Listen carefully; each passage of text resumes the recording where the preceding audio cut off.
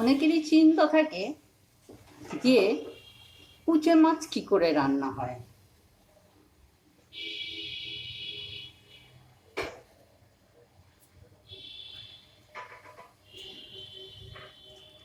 তা এই কুচে মাছ রান্না নিয়ে অনেকেরই কমপ্লেন থাকে যে কি করে রান্না করে, কি করে খায়।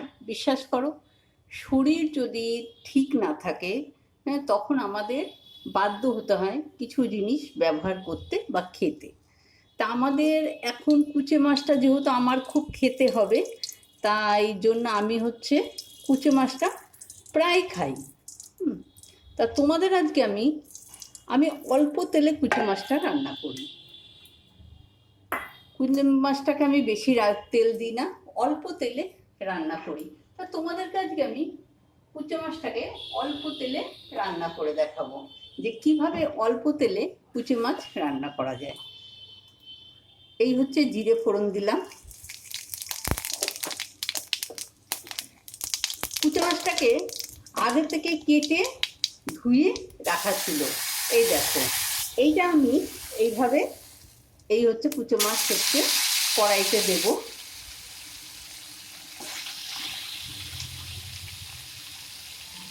অল্প তেলে কুচে মাছ রান্না করা সিস্টেম আমি তোমাদের বলে দিলাম। তবে খেতে খারাপ লাগে না, ভালোই লাগে কুচে মাছটা। তোমরা রান্না করে খেয়ে দেখো, সত্যিই ভালো লাগে খেতে। যেহেতু কুচে মাছটা আমাদের বেশি তেল দেওয়া যাবে না, অল্প তেলের মধ্যেই রাঁধতে হবে, তার জন্য আমরা অল্প তেলে কুচে মাছ রান্না করব। নুন হলুদ মাখিয়ে রেখে দিয়েছিলাম কেটে। এটাকে অল্প তেলের মধ্যে জিরে ফোড়ন দিয়ে আমরা এটাকে সুন্দর করে ভাজা করে নেব।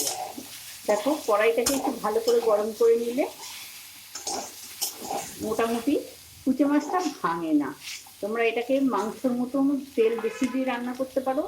যেহেতু এইটা আমার কম তেলে সব কিছু আমি খাই, সেহেতু আমার রান্নাটা একদম কম তেলে, তাই আমি কুচে মাছটা অল্প তেলে রান্না করি। আমি তেল কম দিই, লবণটাও কম খাই, লবণটা কম ব্যবহার করি।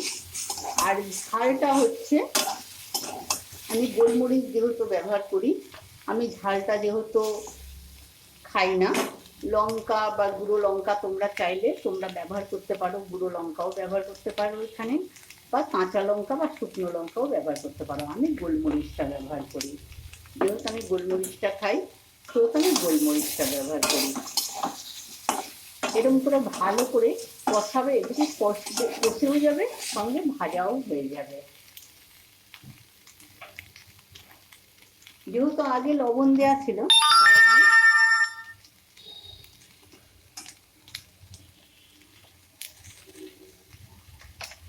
অল্প লবণ ব্যবহার করলাম।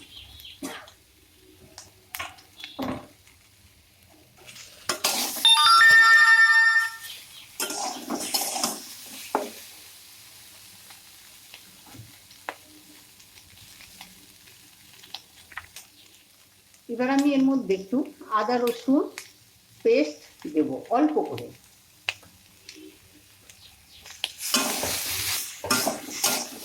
দিয়ে কষে নেব। এবার জল দিয়ে দেবো।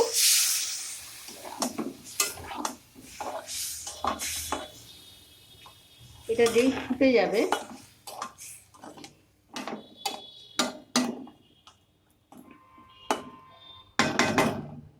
এটাকে তোমরা চাইলে আরো তেল দিয়ে রান্না করতে পারো। যেহেতু আমি অল্প তেলে রাঁধবো, তাই জন্য আমি তেলটা কম দিলাম।